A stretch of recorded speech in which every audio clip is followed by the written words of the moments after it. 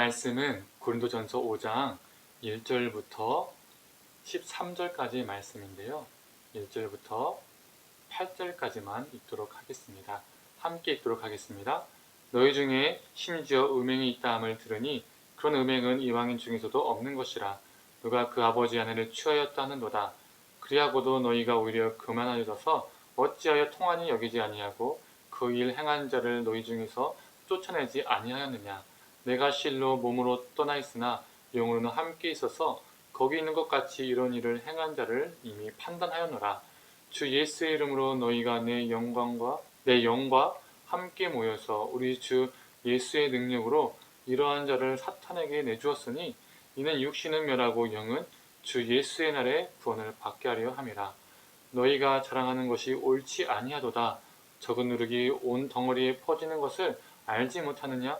너희는 누룩 없는 자인데 새 덩어리가 되기 위하여 묵은 누룩을 내버리라.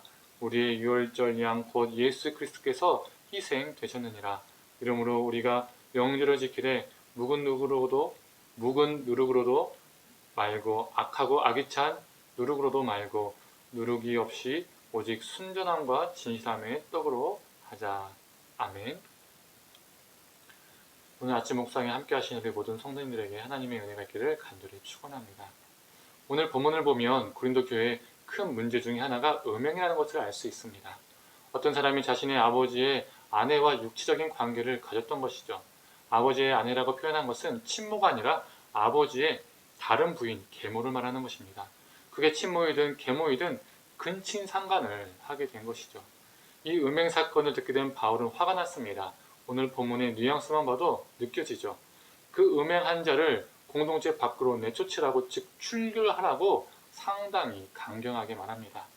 그런데 우리 모두가 다 죄인이고 하나님께 용서받은 존재들 아닙니까? 이러한 우리가 모임으로써 생긴 교회는 용서의 공동체, 사랑의 공동체입니다. 그렇다면 바울은 그를 용서하고 사랑으로 품으라고 말할 수 있지 않았을까요? 왜 바울은 이렇게 무섭게, 좀 냉정하게 말했을까요? 많은 현 시대의 교회들이 교회 안에 문제들이 생겼을 때 그게 목사가 일으킨 문제이든 성도가 일으킨 문제이든 문제가 생기면 가장 자주 언급하는 것은 교회는 사랑의 공동체인데, 용서의 공동체인데 용서하고 넘어가야지, 사랑으로 허물을 덮어줘야지 좋은 게 좋은 것이지 왜 그 잘못을 떠벌리고 교회를 시끄럽게 하냐라는 것입니다. 오히려 그 잘못을 제기한 사람이 이상한 사람이 되죠. 문제를 일으킨 사람이 문제자가 아니라 문제를 제기한 사람이 문제자가 됩니다. 이러한 시점으로 봤을 때 바울은 잘못된 것 같습니다. 바로 바울이 문제자잖아요. 용서하고 넘어갔어야지, 쉬쉬하고 넘어갔어야지 그 사람의 잘못을 지적하고 심지어 내쫓으라고 말하고 있으니까요. 왜 바울은 이렇게 단호한 태도를 취했을까요?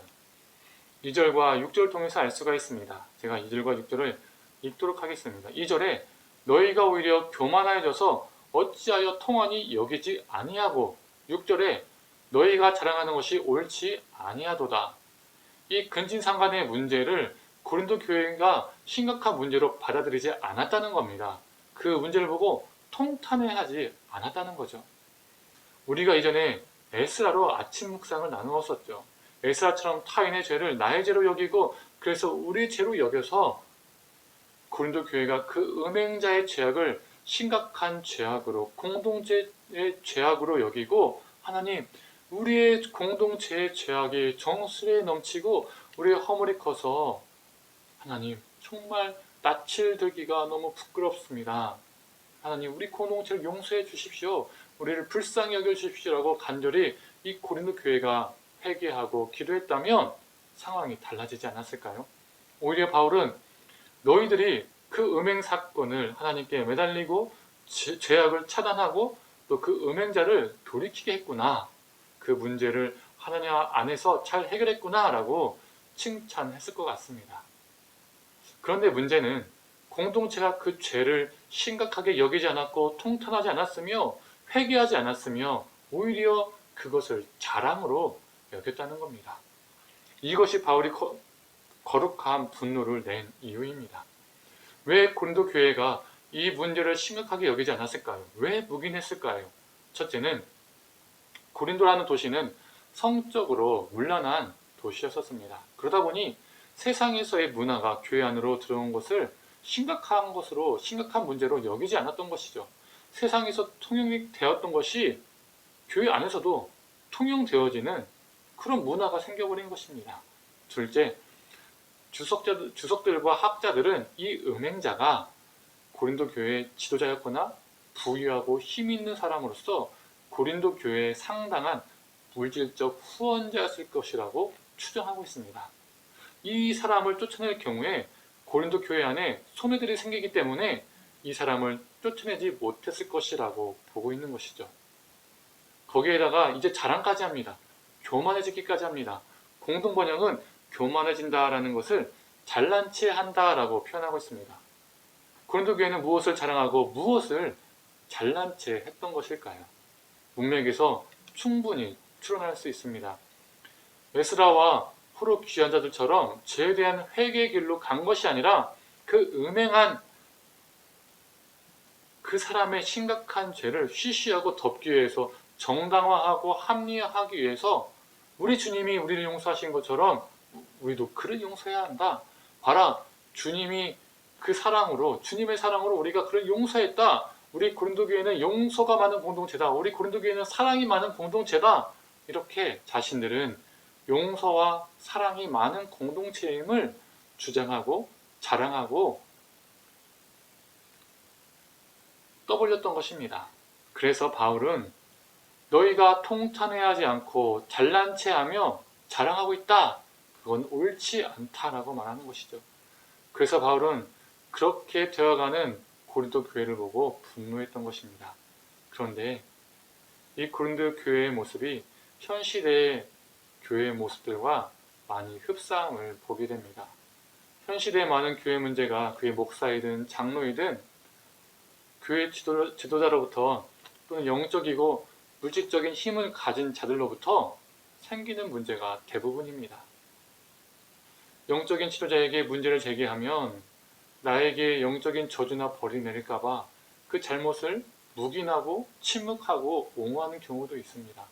또 돈이 있고 힘 있는 사람에게 옳은 소리를 했다가는 교회 재정에 타격이 갈까봐 묵인할 때도 있습니다. 결국 영적인 것이든 물질적인 것이든 그 무엇이 되었든 나에게 또 우리에게 손해 손실이 생길까봐 침묵하거나 옹호하게 된다는 것이죠. 그래서 현 시대에 많은 교회들이 문제가 생기면 고린도 교회와 같은 비슷한 방식으로 풀어갑니다. 고린도 교회의 해결 방식을 반면교사 삼고 바울의 훈계를 정면교사 삼아야 되는데 그렇지 못한다는 거죠. 어떠한 심각한 문제가 교회 안에 생기면 에이 그거 세상에서도 하는데 남들 다 하는데 어때서 그래? 세상에서 또 그냥 그거 넘어가. 이런 논리가 교회 안에서 많이 나게 되죠. 그럴 땐 세상의 논리를 교회로 가져와서 문제들을 정당화하고 합리화합니다. 이렇게 세상의 논리와 판단 기준이 자연스럽게 교회 안에 스며들죠. 그럴 땐 것인데도 세상에서 통용되는 것이 교회 안에서도 너무 자연스럽게 통용되는 인식과 문화가 되어버립니다. 결국 모든 해결 방식이 세상과 다를 바 없는, 아니 세상보다 더 못하는 경우가 생기기도 합니다. 그래서 고린도 교회처럼 심각한 문제로 여기지 않게 되는 것이죠. 이것이 바로 바울이 말한 누룩입니다. 세속적 가치와 문화가, 세속적 논리와 판단 기준이 교회 안으로 하나씩 하나 들어와 그 비정상적인 것들이, 이상한 것들이 정상적인 것으로 여겨지면서 누룩처럼 퍼져나가는 것이죠. 그리고 무뎌져가는 것입니다. 당연한 것이 됩니다. 그렇게 공동체적으로 잠식되는 것입니다. 문제를 바르게 분별하고 지혜롭게 풀어나가기를 포기하고 아픔이 있을지라도 공동체가 함께 살 수 있는 길을 포기하고 고린도 교회처럼 하나님의 사랑과 용서라는 단어를 이용해서 그 문제를 묵인하고 정당화하게 된다는 것이죠. 교회가 묵은 누룩으로 뒤덮이는 것입니다. 그래서 지금의 많은 교회들이 세상으로부터 질타를 받고 있는지도 모르겠습니다. 그렇다면 우리는 어떻게 해야 할까요? 바울은 8절에 이렇게 말합니다. 이러므로 우리가 명절을 지키되 묵은 누룩으로도 말고 악하고 악에 찬 누룩으로도 말고 누룩이 없이 오직 순전함과 진실함의 떡으로 하자. 묵은 누룩도 아닌 악에 찬 누룩도 아닌 순전함과 진실함으로 떡을 만들자고 합니다. 표준세번역은 성실과 진실이라고 말하고 있습니다. 우리가 이 땅에서 진실하게 성실하게 사는 것입니다. 우리의 잘못을 하나님을 이용해서 합리화하고 정당화하는 것이 아니라 진실되게 사는 것이죠. 그리고 힘있는 자, 그게 영적이든 물질적이든 사회적이든 그러한 사람을 통해서 내 자신과 교회를 유지하려 하는 것이 아니라 성실로 나의 삶을 유지하고 그렇게 이끌어가는 겁니다. 뿌려나가는 것이죠. 그게 목사이든 장로이든 권사, 안수 집사이든 집사이든 성도이든 모든 성도가 성실하고 진실하게 살 때에 내 자신도 살고 공동체도 삽니다. 그럴 때 죄악 앞에 진정한 회개가 일어나고 진정한 용서와 사랑이 일어납니다. 그리고 세상을 감동시킵니다. 불량떡, 가짜떡을 만들어내서 내 자신도 죽고 누군가를 죽이고 공동체가 함께 죽는 것이 아니라 성실과 진실로 살아내어서 진짜 떡, 정말 먹을 수 있고 맛있는 영양가 있는 떡, 그 떡을 만들어내어서 누군가를 먹이는 존재로 살기를 간절히 소망합니다. 함께 기도하겠습니다. 하나님, 거짓된 것이 진실처럼 또 비진리가 진리처럼 교회 안에 들어와서 그것이 교회 안에 만연하게 되고 정말 누룩처럼 나가고 있지는 않은지요. 하나님, 그 누룩은 결국에는 거짓된 것이고 하나님 앞에서 다 드러날 것이고 불타 없어질 것인데 하나님, 세속적인 가치와 또 판단과 또 그 모든 것들을 교회 안에서 당연시하고 또 그것들을 가지고 교회 문제를 쉬쉬하고 덮고 또 하나님의 이름으로 거룩하게 포장하는 것이 아니라 하나님, 우리가 하나님 앞에서 성실하고 진실하게 매 순간마다 살게 하여 주시옵소서. 그래서 하나님께서 기뻐하시는 삶, 그리고 세상이 볼 때에 정말 감동적인 삶, 그리스도인들은 세상의 방법과 논리와 그 모든 것들을 역행하고 참으로 진실되게 사는구나, 참 신실하게 사는구나, 참 성실하게 사는구나, 그 모습을 보이게 하여 주셔서 하나님, 세상 사람들을 감동시키게 하고 또 최종적으로 궁극적으로 하나님께 영광 돌리는 우리 삶이 될 수 있도록 주님 함께하여 주시옵소서. 모든 걸 감사드리며 사랑에 많으신 예수님의 이름으로 기도드립니다. 아멘.